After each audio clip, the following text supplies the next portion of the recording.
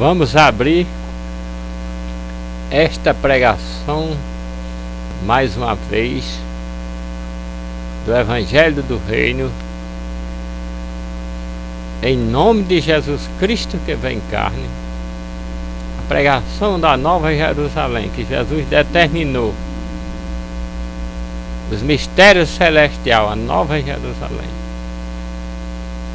aquela pregação concreta, não sem a ética, respeitando toda a pontuação da palavra de Deus, como nos determina o tempo Eclesiastes, capítulo 3. Há tempo para tudo, há tempo para todo propósito debaixo do céu. O princípio da sabedoria, no livro de Lucas, capítulo 21 e versículo 18. Sem o princípio da sabedoria não tem condições do homem chegar à realidade, nunca. E também todas as revelações de cada frase da palavra de Deus, para que não seja uma pregação morta, não seja somente a letra, porque a letra mata, mas sim cada frase da palavra de Deus há revelações, para que o Espírito vivifique. Porque segundo os Coríntios capítulo 3 fala, e versículo 6, porque a letra mata. O que a letra mata? Lê sem entendimento concretamente, como nos determina a palavra de Deus, sem a obediência à palavra de Deus, o pé da letra. Aí está, a letra mata. Nunca vem as revelações concretas, como a palavra de Deus determina. Mais uma vez, esta é a pregação do Evangelho do Reino, respeitando a ordem da palavra, como nos determina naquilo que é ali, né? Para que vocês cheguem ao conhecimento da verdade.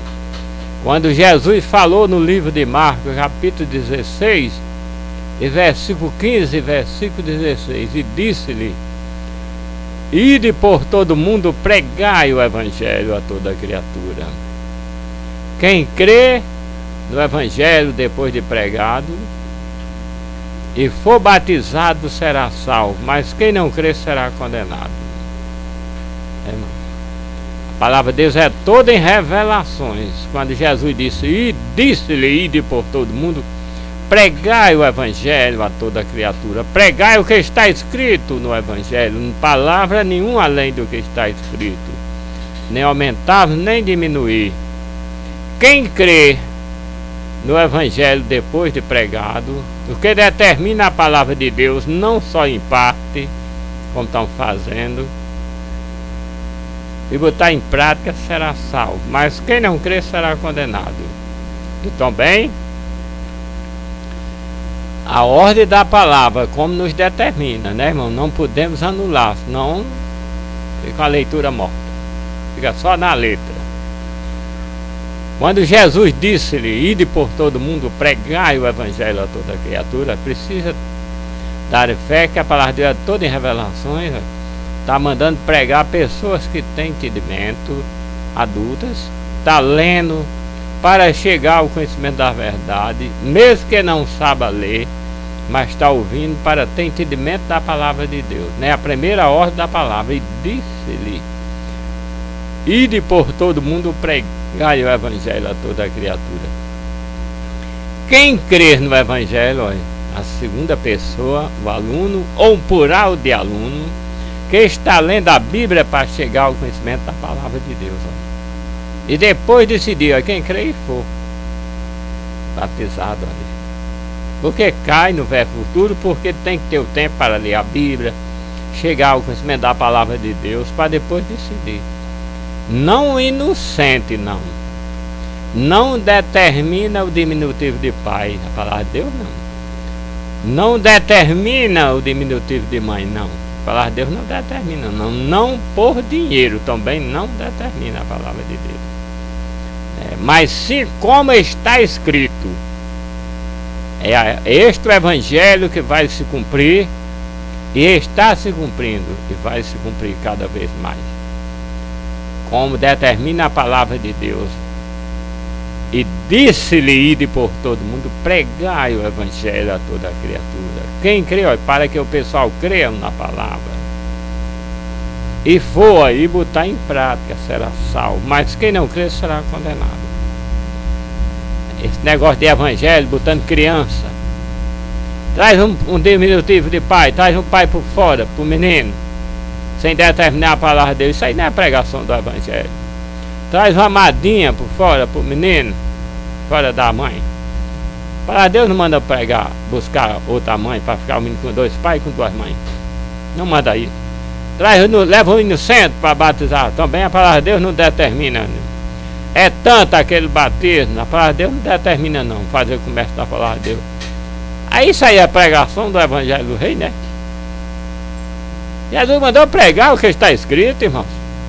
Não foi ler a palavra de Deus e distorcer. Não. É como está escrito, é como os apóstolos pregaram, é como Jesus determinou na palavra dele. Para que se cumpra no livro segundo Mateus, escreveu, capítulo 24, versículo 14. E este evangelho do reino será pregado em todo o mundo, em testemunho a toda a gente, então virá o fim. Está vendo? Como está escrito, como os apóstolos pregaram, aqueles meus irmãos apóstolos. Ora, o que é falso profeta, irmãos? Você devia aprender o que é falso profeta. Não é só a frase, porque surgirão falsos profetas e falsos cristos, enganarão a muitos. Obrigado. Vocês entenderam o que é a palavra falso profeta, revelações. O que é falso profeta? Se eu recebi a ordem da palavra de Deus para pregar o evangelho a todo mundo e testemunhar a toda a gente para chegar ao fim, a palavra de Deus fala em primeira pessoa, o pregador, segunda pessoa, o aluno que tem entendimento. Aí eu mando atrás de um padrinho, um pai por fora. Eu mando atrás de uma madrinha, uma mãe por fora, para me ficar com dois pais e com duas mães. Levo o inocente para batizar. É tanto o batismo para batizar a criança. A palavra de Deus não determina. Será que eu não estou sendo um falso profeta, não? Se eu fazer dessa maneira? Precisa você estudar a frase do que é falso profeta, as revelações concretas. A palavra falso profeta é as pessoas que estão com a Bíblia na mão, lendo e distorcendo a palavra de Deus, fazendo o contrário do que determina a palavra de Deus. Está sendo falso a palavra de Deus. Não é porque o pessoal está com a Bíblia na mão. Muitas igrejas, você abrir a boca ali, a igreja falso profeta é obrigado a ler. E primeiramente a palavra de Deus com ordem de decência, depois olhar se eles estão lendo concretamente e obedecendo, para não serem falsos pregadores, para não estar profetizando ao contrário do que determina as profecias, a palavra de Deus. Quando aquela pessoa está lendo com a Bíblia na mão, distorcendo a palavra de Deus, fazendo o contrário, aí está sendo falsa as palavras de Deus. Está sendo falsa a palavra de Deus. Aí se chama falsos pregadores, falsos profetas, falsas profecias, que tornem profecia de homem, pregação de homem, de criatura, não da palavra de Deus. Qual é a nossa obrigação quando a palavra de Deus nos revela? E disse-lhe: ide por todo mundo, pregai o evangelho a toda criatura. Quem crê e for batizado será salvo, mas quem não crê será condenado. Qual é a nossa obrigação? Falou em batismo? Vamos ler todos os batismos que tem dentro da palavra de Deus. Se tem 15 capítulos que falam em batismo, nossa obrigação é ler os 15 capítulos que falam em batismo. Olha lá o que determina sobre batismo, a idade do batismo, o comportamento da pessoa para se batizar.